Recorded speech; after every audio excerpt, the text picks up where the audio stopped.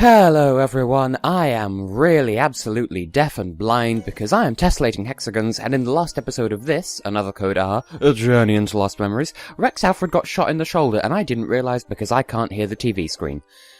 Also in the last episode, Ashley took part in an experiment involving another, and it didn't work, and as it turns out, that isn't a diverging point of the game. You can't accept Sayoko's memories, the game will just not let you. You can only accept Ashley's memories, and that's what we did, and here we are.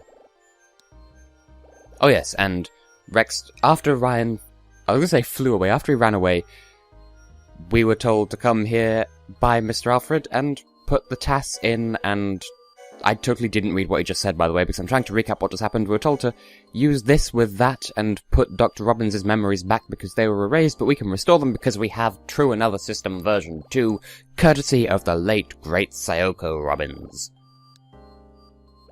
Was that a good? Because I think that wasn't adequate. So yes, insert the TAS. Let's do some brain repariation. Now, I know I've been saying this for the past couple of episodes, but I think this is going to be the last episode, if not the penultimate one, because look at how up things are wrapping. Let's do the thing and get puzzly. Jump up, and get down.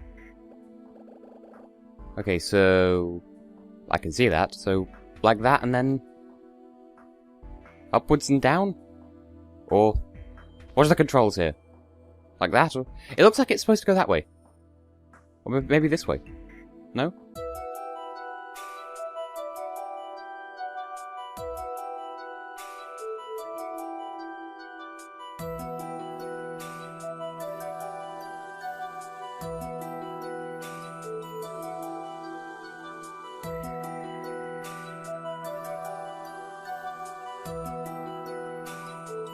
What a beautiful start to the episode. I don't have a fucking clue what I'm doing. What do you want me to do, game? I'm trying, but you're not letting me. You're seriously not letting me put the thing in. What the fuck do you want me to do?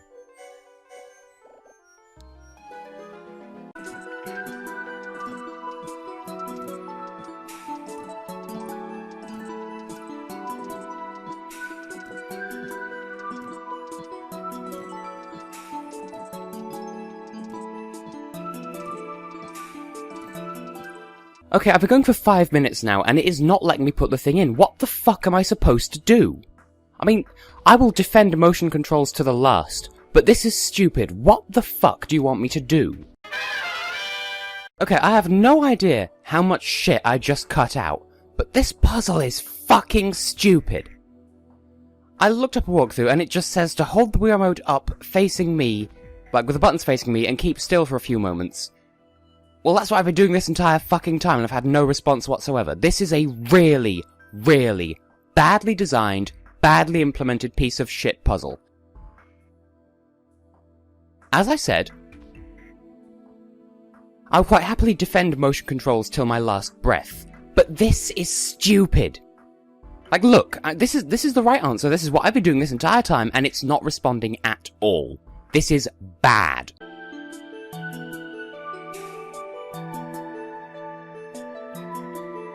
The walkthrough said to hold the thing vertically, buttons facing me. That's what I'm doing. Response, please. See, I was in a good mood, and I started recording. I came up against this piece of shit nonsense, and nothing's happening, and I have no patience for this whatsoever. See, look, I'm doing it right. Why the fuck aren't you responding? What the shitting fuck was that? I have literally been recording for 10 minutes trying to get that into place.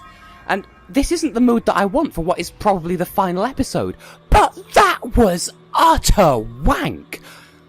As I've said, I will gladly defend motion controls, I will gladly defend this game, but that immediately killed my mood.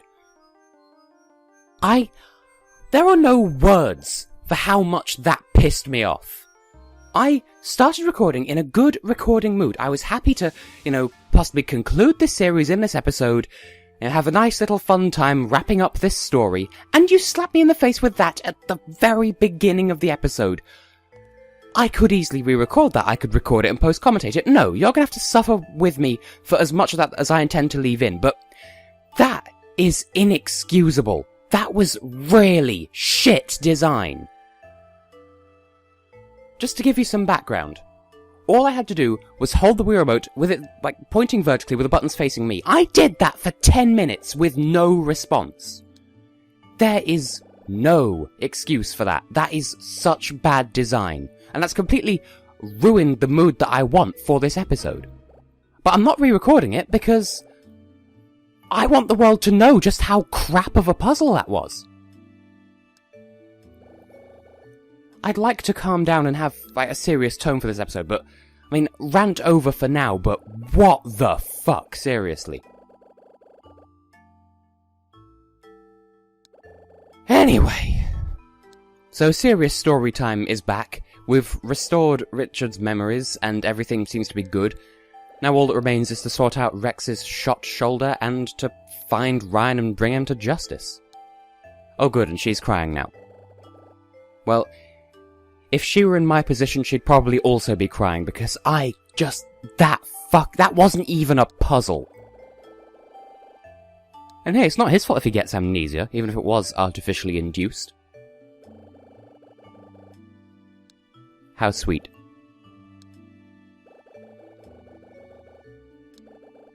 Probably because he's a selfish asshole with a one-track mind who just wants everything to be for him, because he's clever, the world owes him a life. Because he can't make one for himself because he's that kind of twat napkin. So what do now? Because Rex has been shot, but, I mean, we've fixed Richard, we need to fix Rex, we need to sort out Ryan. I mean, how to kill the mood in one easy step, Jesus fucking Christ. So, apparently the first step in what we're doing here is to recover a laptop, but apparently Dr. Robbins has got that covered for us. I would say, why couldn't he have done that stupid, scum-sucking piece of shit puzzle with the task, but he was in the machine and he couldn't have done it, and of course Rex had been conveniently shot in the shoulder, so there was no way he could have done it for us. There are so many ways they could have implemented that puzzle and it would have been decent, or there are so many ways they could have done that would have been better than what they actually did. I can't get over that. That was so bad. I was so ready to see the end of this. And that's going to be the theme of this episode now, just me being pissed off at that one puzzle where I was in a good mood. I was ready to see the end of the game. And then that just happens and fucking kills everything for me. Oh good, flashback time. Because the game isn't over yet. Another jarring thud fits clue, apparently. Christ, Ashley, get a bit closer to the camera, why don't you? Oh yeah, I keep forgetting it's a laptop because it looks like a fucking lunchbox. Well, we're gonna find out what's on it or what.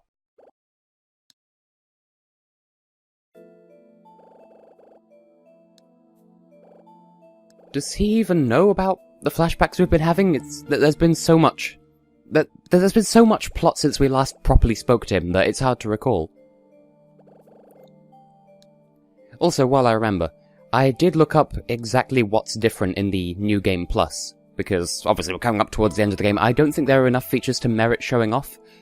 Well, you have the music player from the very beginning. Oh, sure, we won't make noises while I'm holding you nowhere near the microphone. And oh, it's another DS ripoff. Oh, for Christ's sake, Ashley. Another flashback? So in New Game Plus, you start off with the music player, and it has a load of, it has all the music of this game on it, and some from the DS game as well.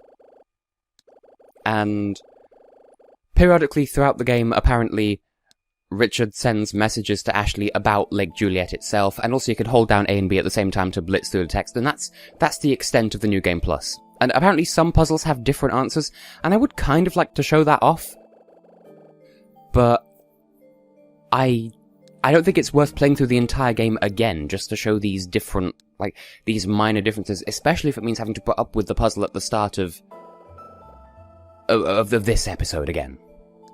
And I'm almost tempted to just cut that down and post-commentate it, but I want you to hear my genuine reactions to that piece of crap. And I want to say I'm over it now, it's just... that accounts for my sour mood. But hopefully the conclusion of this episode can put my mind to rest. That's not how that expression is used, but whatever, close enough. Is it password protected? Are we going to need to have to write the letter J on there like we saw in that flashback, which was totally inconspicuous and totally not, like, really, really forced, and look at this, it's the answer to the puzzle. We know the password because we saw it. Because... oh, for crying out loud, Ashley. You saw the letter J. Why are you putting it in such weird terms? She wrote the letter J. I saw it clearly, the lovely people saw it clearly. Ashley, you are a butt nugget. Now, pointer controls. Whoop. That was kind of shit. But close enough, apparently. See, if that's adequately forgiving, then what the shitting fuck is their excuse for that opening puzzle? Holy hell. And I guess I've been very, very sweary this episode, but I'd like to think it's justified. I am really, really frustrated with that shit. Oh, it's a jarring thud fits message. You say that as if it can't be both things. Like, these aren't mutually exclusive objects that the memory can be. Oh. Oh, that's dark. That is very, very dark. So, he wasn't... well, I would say he wasn't murdered, but he was murdered, but... by himself? Wow, that's kind of an arsey way to define... like, obviously, there's no rhyme or reason to depression. And I'm not trying to mock that. But it's just the way he words it makes it feel like, oh, I'm not special anymore, therefore life isn't worth living. Like, that's kind of not a good mentality to have.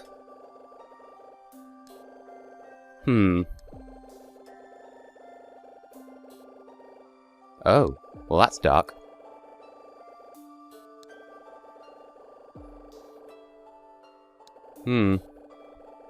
See, that, I understand why he'd be depressed over that. It's just the way he worded the, oh, I'm not a special snowflake anymore, therefore I don't want to live. That's... oh no. Oh no, I can see where this is going.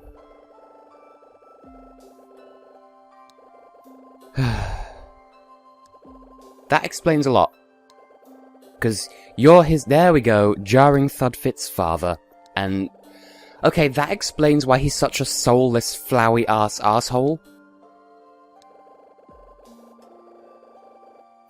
So... there we go. So jarring Thudfit's father was kind of a bad role model, and this was kind of... like, he took the easy way out to repair his son. And look at how badly that broke him. That does not begin to justify how Ryan has since behaved. But, at the same time, like, it explains it, but it doesn't justify it. There we go. Well, that's a huge bombshell that I'd forgotten about this in this game. I'd forgotten that happened. But that's just happened.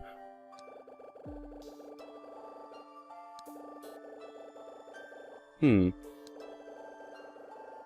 because of you, he grew up to be a cold, heartless, soulless ass-fuck of an individual, and it's kind of your fault, but at the same time, that doesn't mean that Ryan is even remotely right in any of the shit that he's done. I suppose, perhaps he was trying to reconfigure another so he could restore his own memories of his lost childhood, but he seems so cold and clinical and self-obsessed that he wouldn't want to know who he formerly was. Like, he's that kind of selfish that he considers his child self to be a different person. And so he doesn't want to indulge this other person that used to be him but no longer is? I don't know, that just seems like the kind of twisted logic his soulless ass fuck of a brain would employ. I mean, given how he behaves, it's not really much of a not really much of a surprise, is it? Well, he should have got a slap for that answer. He's just... Jesus. Incidentally, that's a really crappy password, by the way. Just write the first letter of the first name of the owner of the laptop, and that unlocks the entire laptop, and this huge bombshell of a note. That's a really poor choice of password, just saying. I wonder what the password was in the Japanese version of this game then. Probably still the letter J, to be fair, because Judd's name in the Japanese version is Jado, so he's still Judd. I do believe this is the closing thing. I do recall going to meet Ryan at the end of this story. I don't remember how much of an asshole he was, Jesus Christ, but I remember this being the ending thing. So sure enough, I think this will be the last episode. And apparently there is a prize for getting a certain type of gumball in the gumball machine. Like, that's totally not relevant, but that's just a thought that I had. But I don't know if we can go back and get that now, though, because I don't know if we go past any can recycling machines on the way to where we're going. Which begins with the basement. But apparently before that we need to inform Gina. Do we...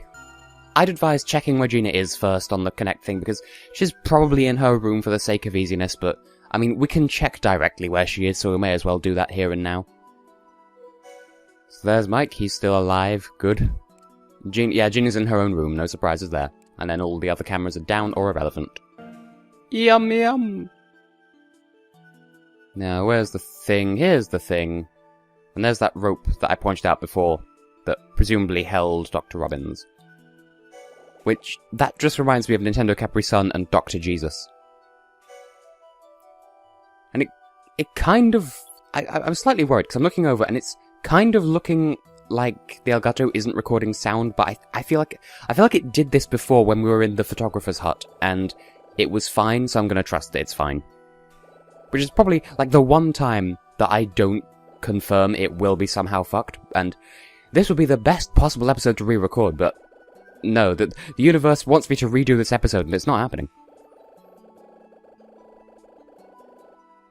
Wow, so the one time we need secret diarrhea, and you're shoving a dollar store dildo up your truth hole. Wow, indeed. Yeah, but can I just point out that he left the lab going upwards, so I don't see how going down is going to help, except I may have alluded to this before, and I don't remember if it's an actual thing, but I did hint at the possibility of there being, like, an exit in the lower basement that ejects us out into the lake, or something of that ilk. So there we go. There is a basement 4th floor, as I pointed out before, but it's not a floor so much as it is a tunnel. Okay, well, stop talking in text boxes that prevent us from moving then, and let's go, go, go. So, I don't remember... Oh, wait, I remember where this spits us out. I told you there was a mechanism involved. Oh, that transition. Wow, that is sexy. I'm getting real Pokemon Colosseum vibes from this. Yes, did I not say that there's something suspicious about a certain location in this game that I thought had something suspicious about it? I mean, I could be completely wrong here. It's just, certainly, I know that that's where we end up. I don't remember if this is directly connected to it.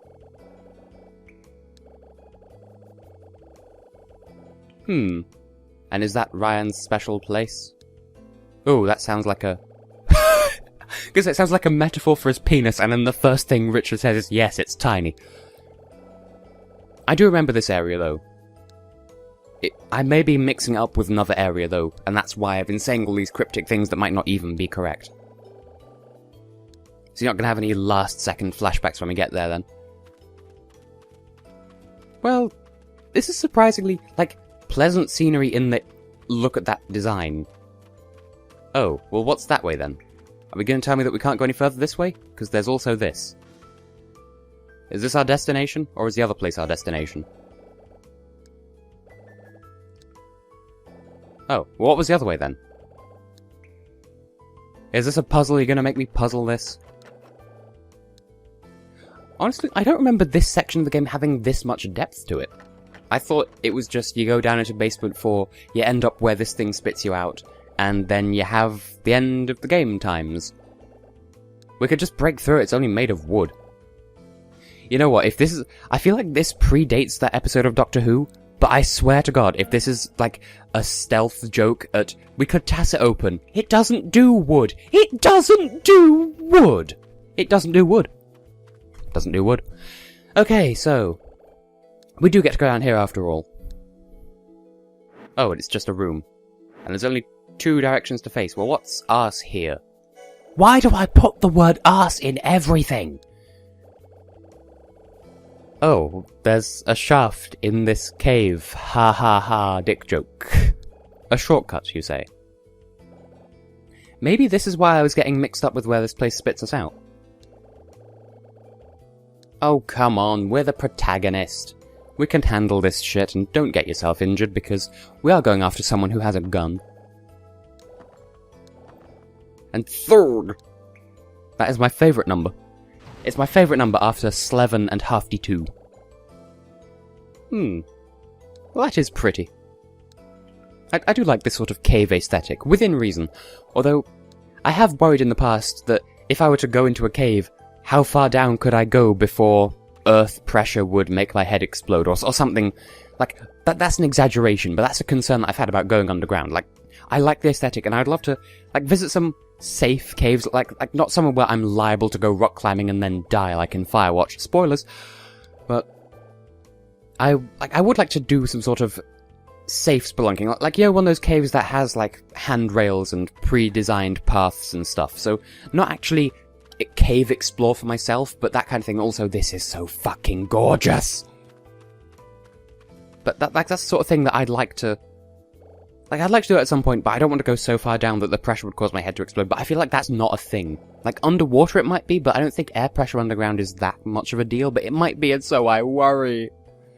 Did you say do go down there or don't go down there? Because I'm going down there because it's pretty. I mean, just look at how gorgeous this place is. And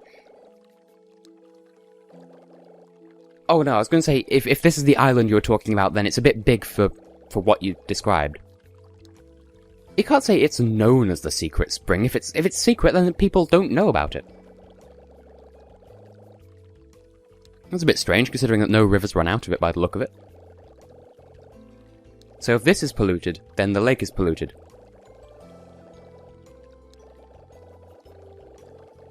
Ah, so that's what you're saying. You're not saying this is polluted, therefore the lake will always be polluted. So if we can fix this, we can fix the lake. Which is a nice resolution to a plot thread that I'd forgotten actually mattered. Yes, it was the whole point of, like, Chapter 4 or something. Might have been Chapter 3. It's been a while.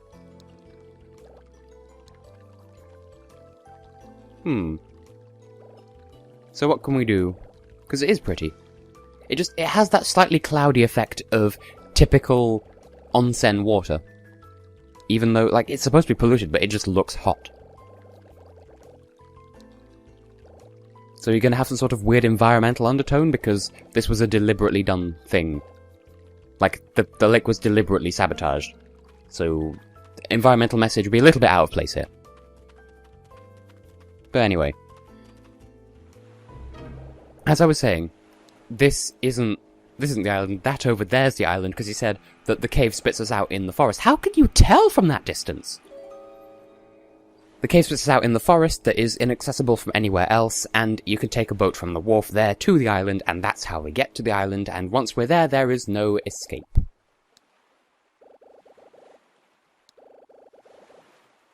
Is there some huge plot resolution item thing there? See, I could call the episode here because I spent like 10 minutes faffing with that opening puzzle, but now let's just make this a deluxe episode and round the series out at a nice, neat 30 episodes, if at all possible. So this leads to questions about, presumably, Michael Crusoe, who... I assume it was him who jumped off the clock tower. Because one can then presume that if it was him, or whoever it was that jumped from the clock tower, they dove into the lake and swam either to this secret island, or to the forest that we just came from, to the secret spring, and then into JC Valley from there, or something like that. Also, this scene reminds me of a thing that I once co-wrote with Super Alex 641, and I could have sworn I wrote that first, So I wasn't inspired by this scene, but it is eerily similar. And it's kind of funny because it involved a boat and one of my OTPs, so it was shipping on a ship. Well, no, it was a rowboat like this, but this is not an OTP that you see before you because they are parent and child, and that would be incestuous and ew. I'm just saying there are similarities with a scene that I wrote with Super Alexis 4, because we write things, you know. But that's not relevant now. We're having character development.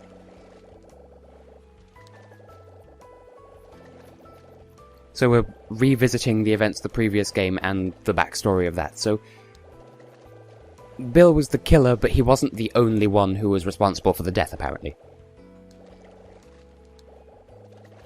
So that's true, I suppose. Jarring Thud could have orchestrated it, but he would have no reason to. And so this is why he came here. Also, I feel like I've just adjusted a nerve in my right foot, and it is rather painful.